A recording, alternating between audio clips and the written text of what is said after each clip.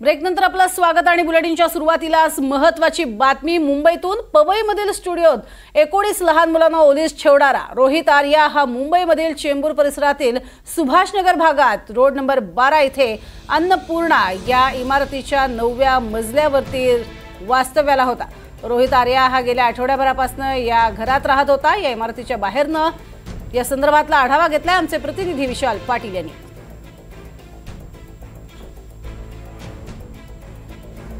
ज्या रोहित आर्याचा मुंबई पोलिसांनी एन्काउंटर केला तोच रोहित आर्या चेंबूर येथील अन्नपूर्णा या इमारतीत काही दिवसांसाठी वास्तव्यासाठी होता।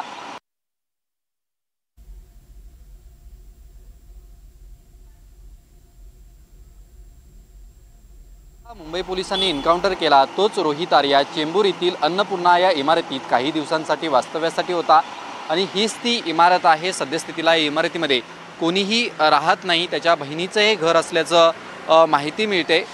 मात्र एकंदरीत जर आपण पाहायला गेलो तर काही दिवस तो मुंबईत याच ठिकाणी 9व्या मजल्यावरती राहण्यासाठी होता आणि सद्यस्थितीला या इमारतीमध्ये कोणालाही जाऊ दिलं जात नाहीये। मुंबई पोलीस जे आहेत हे या ठिकाणी आतमध्ये आहेत आणि या इमारतीची सुद्धा काल पाहणी आणि या ठिकाणचा सुद्धा तपास काल मुंबई पोलिसांकडून जो आहे हा करण्यात आलेला आहे। त्यामुळे रोहित आर्यानं जे साहित्य स्टुडिओत घेऊन गेला होता ते साहित्य याच इमारतीतनं घेऊन गेलाय का याचाही तपास मुंबई पोलिसांकडून जो आहे हा सुरू झालेला आहे। एकंदरीत जर आपण पाहायला गेलं तर ही घटना अधिक गांभीर्य आणि सगळ्यांनाच धक्का देणारी अशी होती।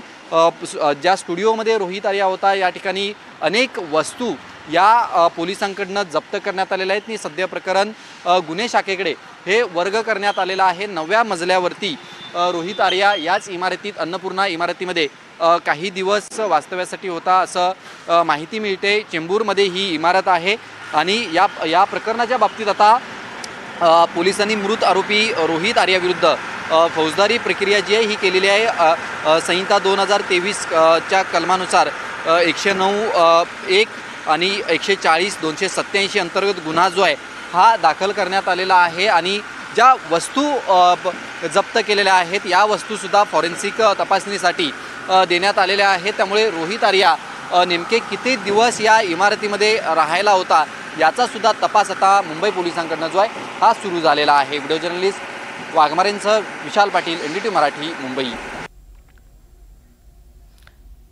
तर या संपूर्ण प्रकरणामध्ये आपण बघतोय वेगवेगळ्या प्रतिक्रिया सुद्धा समोर येऊ लागलेल्या आहेत।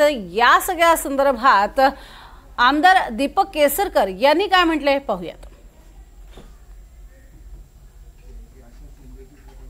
तुम्ही कोणाशी बोलला आणि त्यांनी त्याच्यावर मुलांना काहीतरी केलं तर मग ते फार अडचणीचं ठरलं असतं।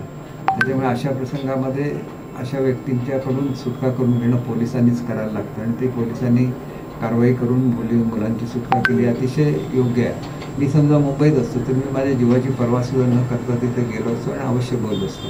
परंतु फोनवर बोलताना एखादी जर चुकीची बाब त्याला वाटली असते आणि त्यांनी मुलांना काय केलं असतं तर मग ते वेगळाच अनर्थ त्या ठिकाणी घडला असतं। पण तुमच्याशी बोलून मार्ग सुटू शकला असता काही त्यातनं? नाही, मला असं काय सध्या तर मी मिनिस्टर नाही त्याच्यामुळे माझ्याशी बोलून काही घडलं असतं तर मला वाटत नाही। माझ्याशी बोलायचं असेल तर मुलांना ओलीस ठेवण्याची काहीच गरज नाही, कारण मग वेगळी प्रथा पडेल। तुम्ही कोणी ओलीस ठेवतील आणि मग तुमच्याशी बोला म्हणतील तर मग ती एक प्रथा पडून जाते। ती प्रथा तशी चुकीची आहे। कन्सर्न जे लोक आहेत ऑफिसर्स त्यांच्याशीच त्यांनी चर्चा करायला पाहिजे आणि त्याला सगळं ऑफिसर्सशी मी ऑलरेडी मीटिंग करून दिलेली होती।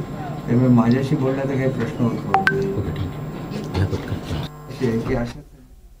ही प्रतिक्रिया दिलेली आहे दीपक केसरकर यांनी। या संपूर्ण प्रकरणामध्ये योग्य ते जे ऑफिसर्स आहेत त्यांच्याशी बोलणी करून दिलेली होती आणि आता तर माझा या खात्याशी मंत्री म्हणून संबंध नसल्यामुळे त्या अधिकाऱ्यांशीच बोलणं संयुक्तिक होतं असं त्यांनी म्हटलेलं आहे आणि मुलांना ओलीस ठेवणं ही अर्थातच चुकीची बाब असल्याचंही त्यांनी पुन्हा एकदा म्हटलंय।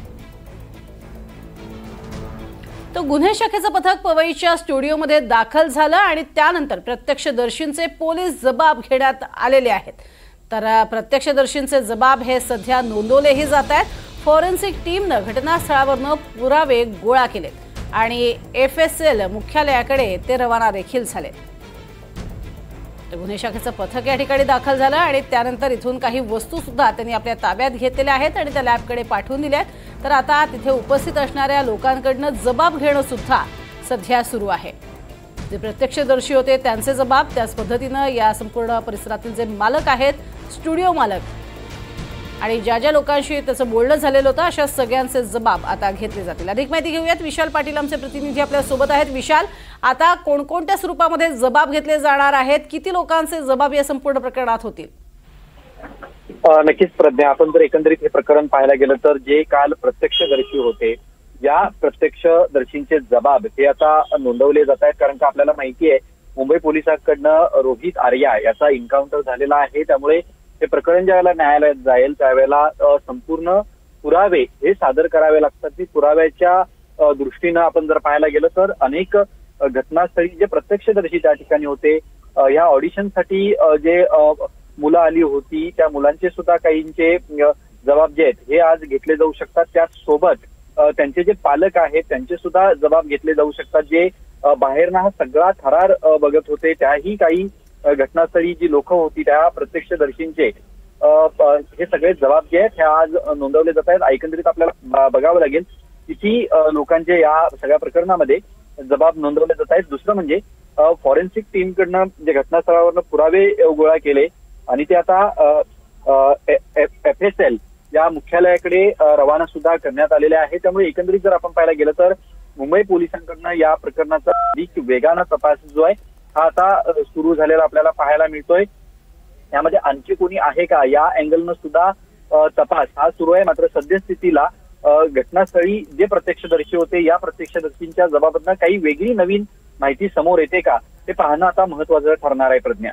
नक्कीच, आणि स्टुडिओ मालक असतील किंवा त्या आसपासच्या परिसरातले लोक, या सगळ्यांचे जबाब आता नोंदवले जातील। तुर्तास धन्यवाद या संपूर्ण माहितीसाठी विशाल।